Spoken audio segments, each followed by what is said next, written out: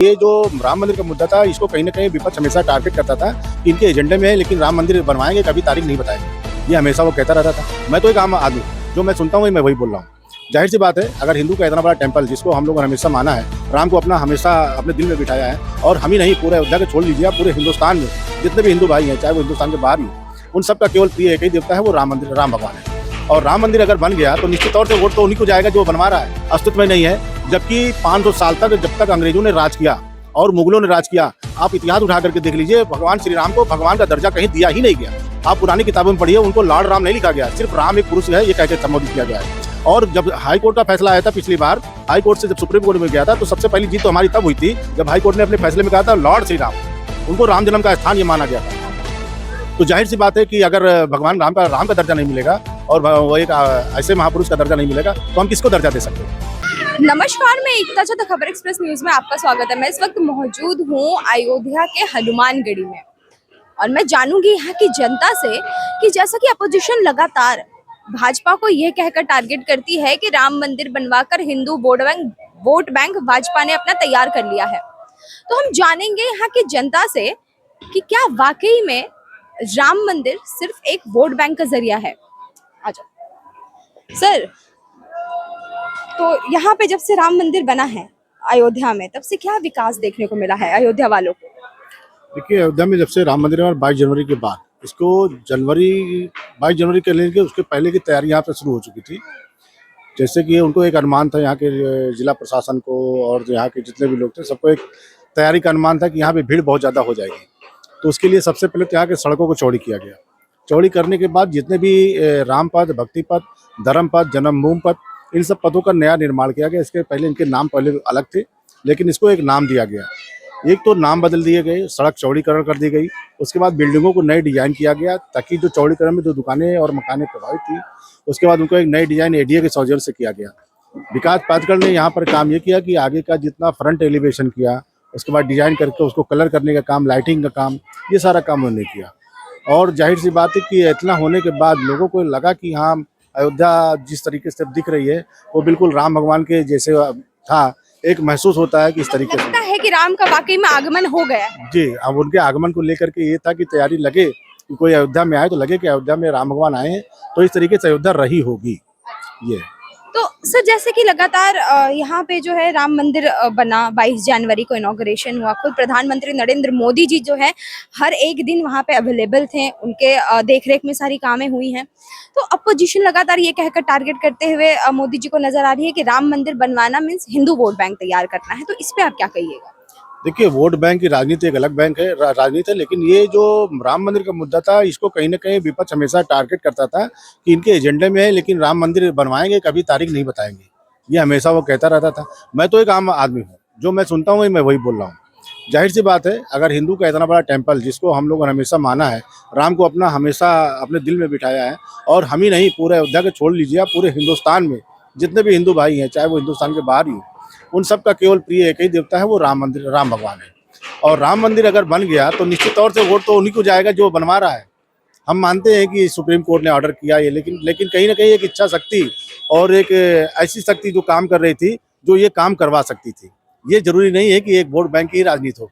हम मानते हैं अगर कि भाजपा ने इसको करवाया, उनके कार्यकाल में हुआ, यही काम अगर कांग्रेस के काल में होता तो हम कांग्रेस की बात करते, यही काम अगर अखिलेश की सरकार में होता हम उसकी कहते।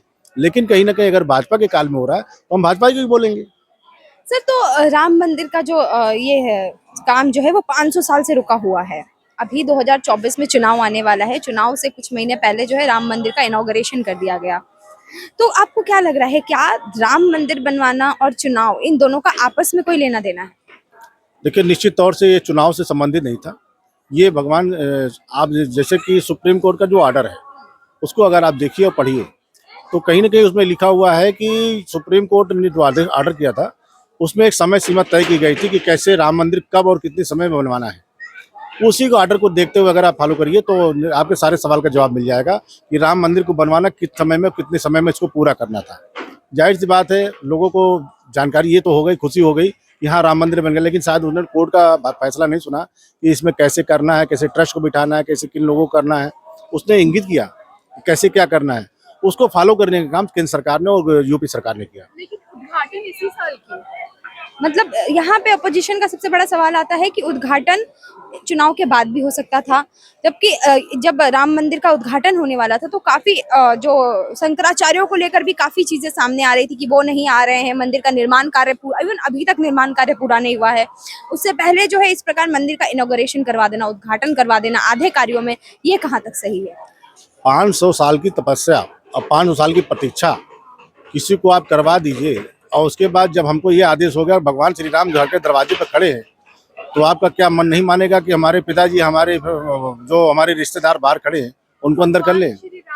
आप इसको अगर आप राजनीति से जोड़ के देखना चाह रहे हैं तो कोई उसका देखिए, हर आदमी का तरीका है देखने का अलग है।